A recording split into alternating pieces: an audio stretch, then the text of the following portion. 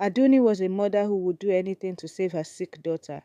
When the village healers failed and the doctors in the city turned them away, she heard whispers of an ancient mirror hidden in the old forest shrine.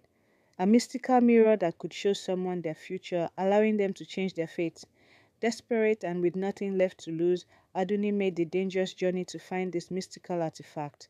But when she finally stood before the mirror and asked to see her daughter's future, what she witnessed was not hope, but horror. The mirror didn't just show one possible future, it showed the absolute worst outcome for everyone she loved. And now, with this terrible knowledge, Adunni faced an impossible choice: live with the burden of knowing, or find a way to change a future that seemed inevitable. Adunni woke with the first light of dawn, but her heart was restless.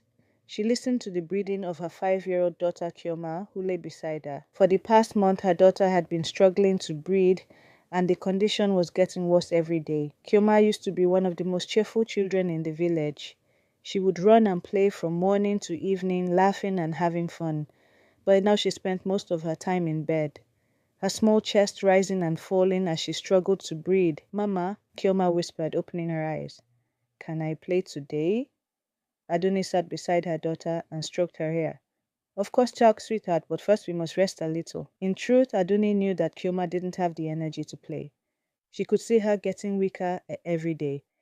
Even Mama Inkem, the village's most experienced healer, had been helpless. "I have never seen this illness before," Mama Inkem had said. "The goal seems to be wasting away from within. None of the herbs or prayers I know are working." Adunni had been raising Chioma alone since her husband died. Her daughter was the only meaning in her life. Even thinking about losing her caused her physical pain. When all traditional methods in the village failed, Adunni resolutely decided to go to the city.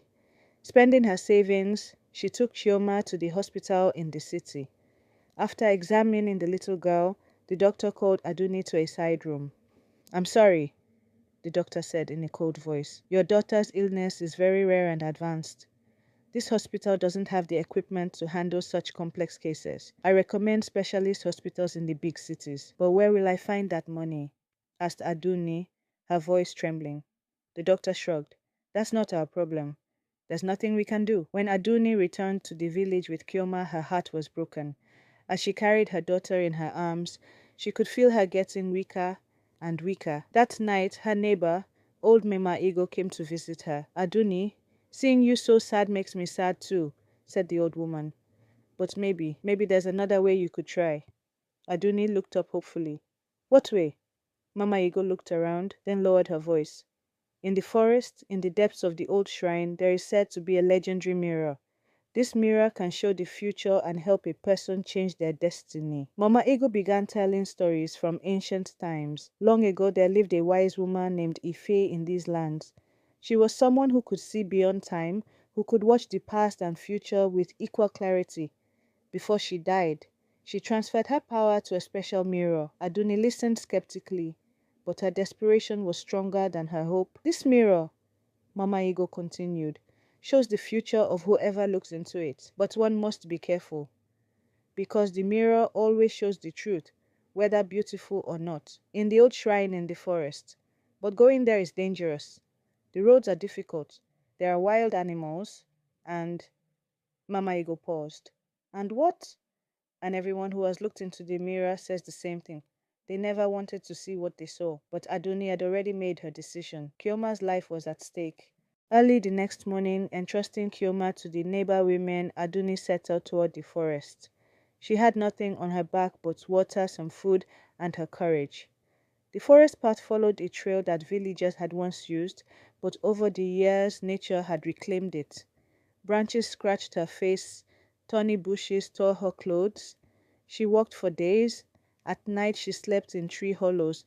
In the mornings she quenched her thirst with dew. With every step she thought of Chioma's little face, enduring these hardships for her. At the end of the third day, she saw ancient stone structures in the forest. The shrine was hidden within nature, half ruined, but it still had a mysterious atmosphere. When she stood at the entrance of the shrine, she heard a strange voice from within. It was as if someone was calling her. "This must be it." she murmured. When she entered the shrine, she saw a large ancient mirror standing in the center. The mirror was decorated with the most beautiful craftsmanship she had ever seen.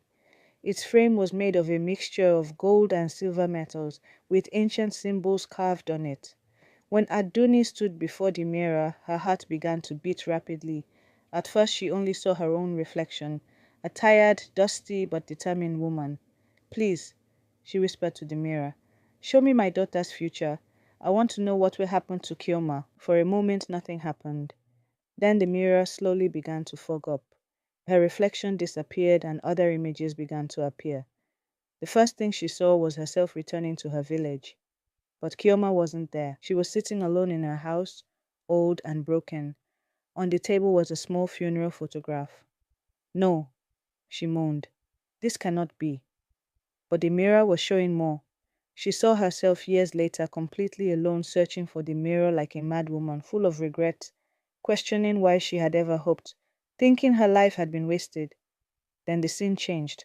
Now she saw her village, but in a terrible state. After Kioma's death, she had thrown herself into work, trying to save other children in the village. But she had failed every time, each death breaking her down more. Worse still, the mirror showed her Kioma's final days. The little girl was looking for her mother, wondering where she was, but Adunni had gotten lost in the forest while searching for the mirror. The mirror had realized Adunni's worst nightmares. It had shown not only Kyoma's death but also the horrific life she would live afterward. The last scene she saw in the mirror was herself breaking this mirror. As an old, mad, and regretful woman, she was trying to smash the mirror with a large stone in her hand. But the mirror wouldn't break, only showing more painful images. Is this real?" she asked, crying. A voice came from the mirror, a woman's voice, soft but cold. "I only show the most likely future. You left your home, your daughter is looking for you. Every passing moment brings her closer to death." Aduni's world collapsed. She had left Kyoma to find the mirror, but the mirror had only shown her horror instead of hope. "So can I change this future?" she asked desperately. "The future is the result of choices. You have already made your choice." Adunni moved away from the mirror, thousands of thoughts spinning in her mind. If she returned to the village now, maybe she wouldn't have left Chioma alone in her final moments. But this meant accepting her daughter's death. She looked at the mirror again. "Show me another future. A future where Chioma lives." The mirror fogged again. This time she saw Chioma healthy, but in a completely different life. In another family, in another village, never knowing Adunni. In this future, Adunni didn't exist. "What does this mean?" she asked. The voice spoke again. "For Chioma to live, you must not exist. Your presence is the cause of her illness." This was impossible. Adunni couldn't comprehend it. "How can this be? While you are here, an old curse has awakened in the village. Chioma is the first victim of this curse. The closer you are, the stronger the curse becomes." The mirror began showing Adunni her family's past. Years ago, when Adunni's great-great-grandmother lived on these lands, she had had a disagreement with the village shamans. Her great-great-grandmother was a powerful healer, but because of her pride, she had been banished from the village. As she left, she had cursed the village. "Women from my lineage will not be happy on these lands. The person they love most will be taken from them." Adunni watched in shock. Her mother's death at a young age, her father's sudden illness, her husband's traffic accident, all were part of this curse. "So how can I break this curse?" she asked. "There are two ways," said the voice. "Either you lose the person you love, or you leave these lands forever." Adunni faced an impossible choice: stay with Chioma and condemn her to death, or send herself into eternal exile to save her. Adunni spent the night at the shrine, constantly thinking. She cried until morning, trying to make her decision. When morning came, she looked at the mirror one last time. "If I leave, will Chioma really recover?" The mirror showed her a new future. Chioma healthy, strong, grown-up, married, a happy woman with children. But none of them had Adunni in them. "Will she remember me?" Number. When the curse is broken, your memory will also be erased. It will be as if she never knew you. This was the greatest pain Adunni could experience. not just being separated from her daughter, but her daughter never remembering her. But this was Chioma's only chance of survival. Through tears, Adunni made her decision. I accept. I will leave. When Adunni returned to the village, Chioma had become very weak. The neighbor women had surrounded her, everyone thinking the girl was in her final moments. But Adunni now knew the truth. Chioma, my dear, she whispered in her daughter's ear. Mama loves you so much. You will be a big, strong woman. Never forget this. Chioma smiled weakly. Mama, where are you going? On a long journey, my princess. But you will be safe here. That night, after everyone was asleep, Adunni packed a small bag. She entrusted all her savings to Mama Ego for her to take care of Chioma. I need to go away from here, she said. I can't explain why, but this is necessary for Chioma's recovery. After Adunni left the village, a miracle happened. On the third day, Chioma's fever broke. A week later, her breathing improved. A month later, she was running and playing like before, laughing and having fun. The villagers accepted this as a great miracle. No one wondered where Adunni had gone, as if she had never existed.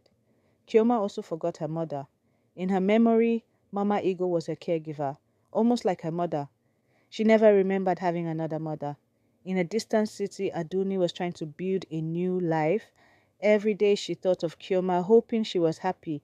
She knew she would never have the chance to return to her village, but as the years passed, news would come that her daughter was growing up healthy and happy. This somewhat eased the pain in Adunni's heart. 20 years later, Adunni was now an old woman.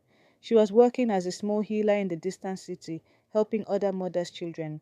She had never married, never had other children.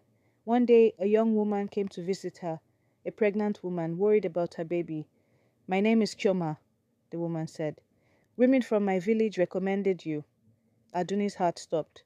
Standing before her was her daughter, 25 years old, beautiful and healthy. Chioma didn't recognize her, but Adunni recognized every bit of her. I'm worried about my baby, said Chioma. I didn't have a mother.